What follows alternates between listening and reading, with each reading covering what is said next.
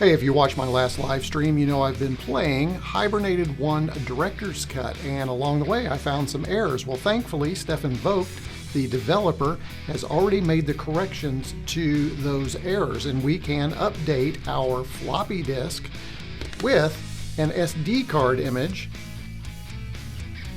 if we know the exact process. So today what we're going to do is go from a disk image on the SD card and copy that over to the floppy. So let's learn more about managing mixed media on our MEGA65.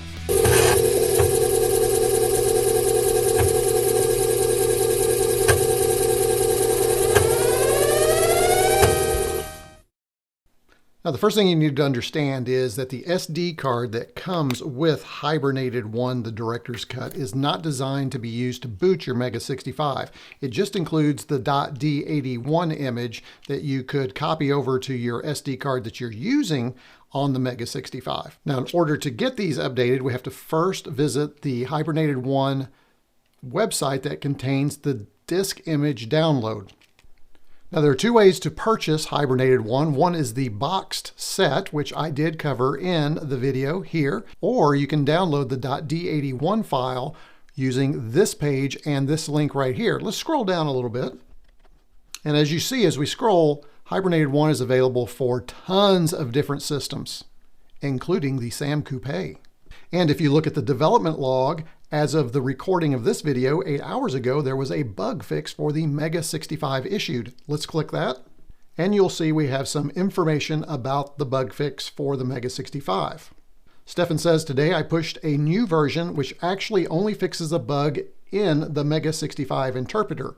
For the MEGA65 community, on the other hand, I strongly recommend doing the update, which I'm going to show you in this video, as there was a problem when restoring a saved game sometimes.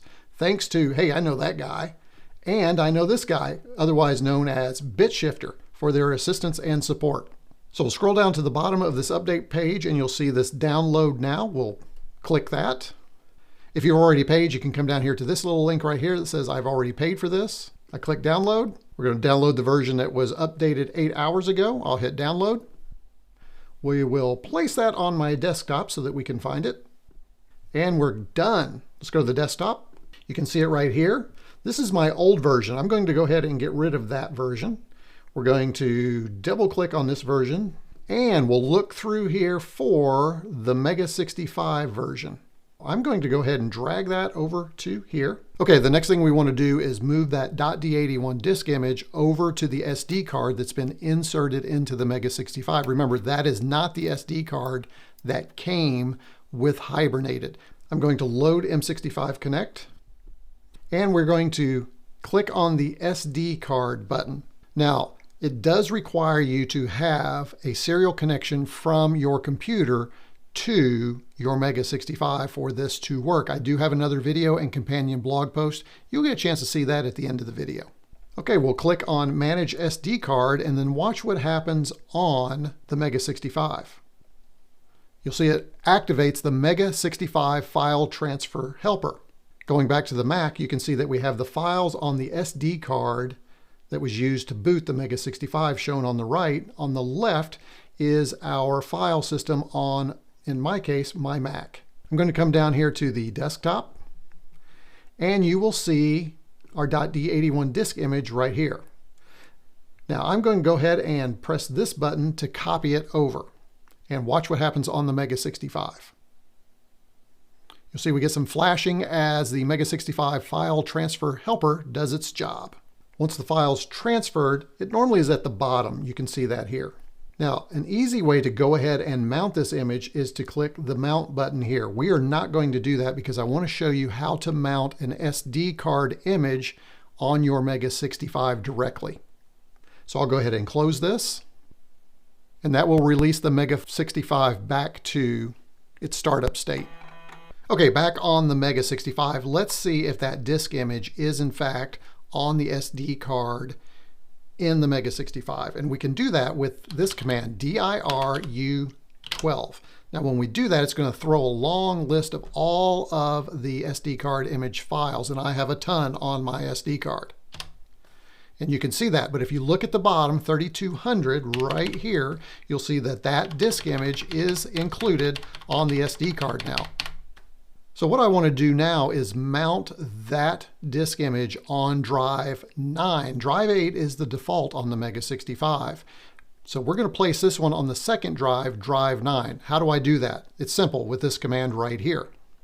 We'll type mount. We'll scroll over. We'll add a comma, and then we'll put U or unit number 9. Hit enter, and you don't hear and you don't see any visual indication that anything has happened. However, we can pull up a directory for unit 9. And you'll see we have the files from that disk image mounted on unit 9. Now the next thing we want to do is insert this and reformat this with the new disk image information. Now remember this old guy right here? Don't forget this has to be in the down position or we won't be able to write to this drive. That's some old school stuff there. We'll go ahead and insert the floppy into the MEGA65. And what we want to do is we want to mount the floppy disk to drive number 8 or unit 8 on the MEGA65 by using simply the mount command. Once I do that, I type directory again. You hear the floppy grind, and you'll see we have the Hibernated 1 floppy mounted to unit 8. To create our backup, we're going to use the MEGA65 backup command. And now we back up from unit 9 to unit 8. We'll hit return. It will ask us if we are sure. We'll press Y for yes. We'll hit the return key and we will wait.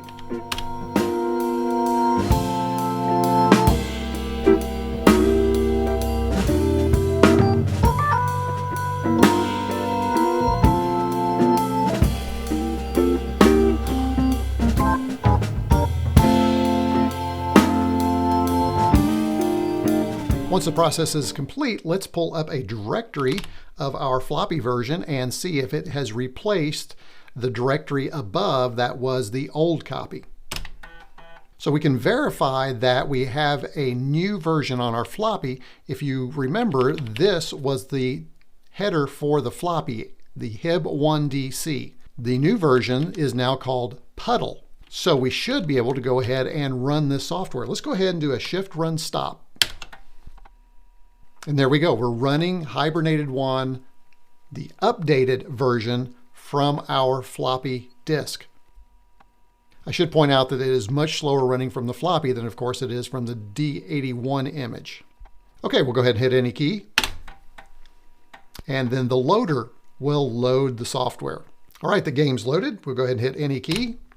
And we're going to open our eyes. This is not going to be a demo of the game, but I do want to see if the error has been corrected.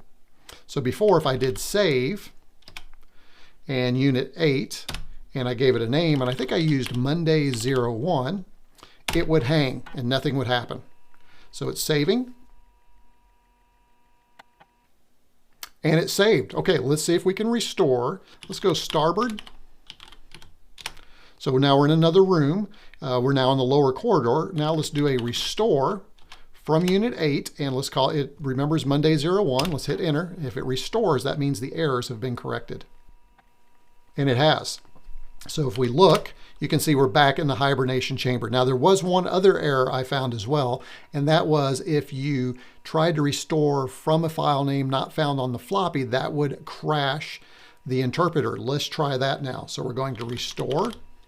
And we're going to go from unit 8, but we know we have a file called Monday 01. We're going to change that to Monday 02, and now instead of crashing the interpreter, we should get a message. And we do. It says file not found, so perfect. So we have updated our floppy disk version of Hibernated 1 with the latest and greatest copy. Hey, if you enjoyed this video and want to learn more about Hibernated 1, check out this video right here. If you need to connect a serial device to your MEGA65 so that you can transfer files from your computer to your MEGA65, check out this video right here. And that concludes this edition of RetroCombs. RetroCombs out.